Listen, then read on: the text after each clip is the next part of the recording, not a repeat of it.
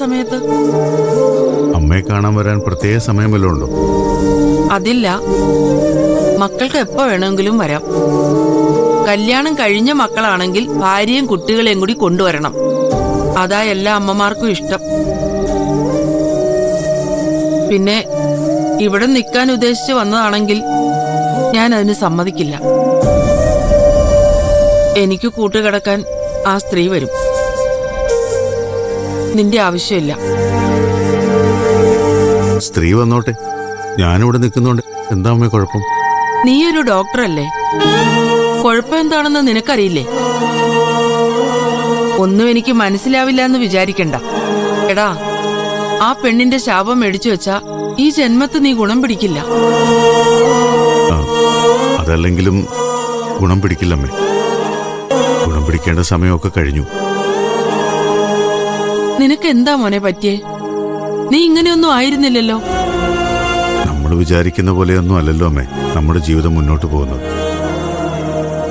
ചില നേരത്ത് ജീവിതം നമ്മളെ പറ്റിക്കും. അങ്ങനൊരവസ്ഥയിലാണ് ഞാനിപ്പോ. അങ്ങനെയൊന്നും അല്ല. നിനക്കെന്തോ കാര്യമായിട്ട് പറ്റിയിട്ടുണ്ട്. പണ്ട് നീ ഇങ്ങനെയൊന്നും ആയിരുന്നില്ലല്ലോ. ഇത്ര നിരാശയോടെ നീ ഇതിനു മുമ്പ് സംസാരിച്ചിട്ടില്ലല്ലോ.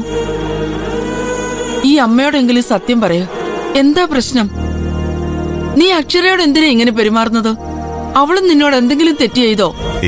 ഇല്ലമ്മേ, അങ്ങനെ ഒരു പ്രശ്നവും ഞങ്ങൾക്കിടയിൽ ഉണ്ടായിട്ടില്ല. പിന്നെ എന്തിനാ നീ അവളെ ഇങ്ങനെ സങ്കടപ്പെടുത്തുന്നേ? അതെനിക്കറിയില്ലമ്മേ. നീ കാരണം അവള് വിഷമിക്കുന്നത് നിന്റെ ഈ പെരുമാറ്റം കാരണം. മനഃപൂർവ്വ നീ അവളെ അകറ്റാൻ ശ്രമിക്കുന്നത്. അതെന്തിനാണെന്ന് എനിക്ക് മനസ്സിലാവാത്തത്. അമ്മ വെറുതെ ഓരോന്ന് ചിന്തിച്ചു കൂട്ടണ്ട. അതിനെനിക്ക് സാധിക്കോ? നീ എന്റെ ഒരേ ഒരു മോനല്ലേ?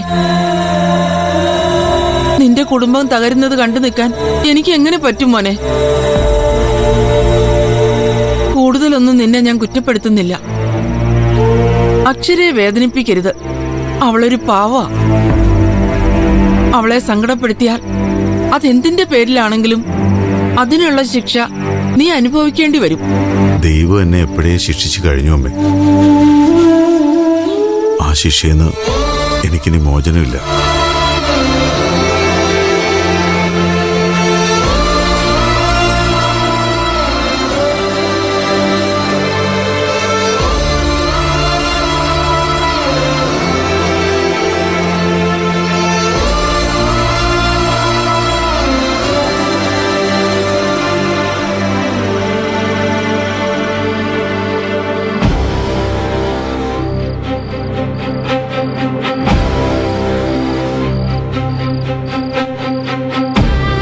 ചേച്ചി, എനിക്ക് പരിചയമുള്ളൊരു വൈദ്യനുണ്ട്.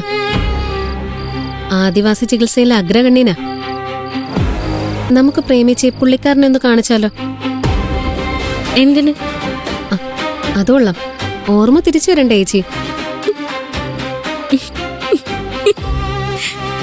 പ്രേമിച്ചിക്കോ? ഓർമ്മയോ? എന്റെ പൊന്നുമോളെ, പ്രേമിച്ചിക്ക് ഒരു കുഴപ്പമില്ല. ഇതൊക്കെ വെറൊരു അഭിനയമല്ലേ? അഭിനയോ? അതെ, അഭിനയം. എല്ലാം ഞാൻ വിശദമായിട്ട് പറഞ്ഞുതരാം. വന്നേ.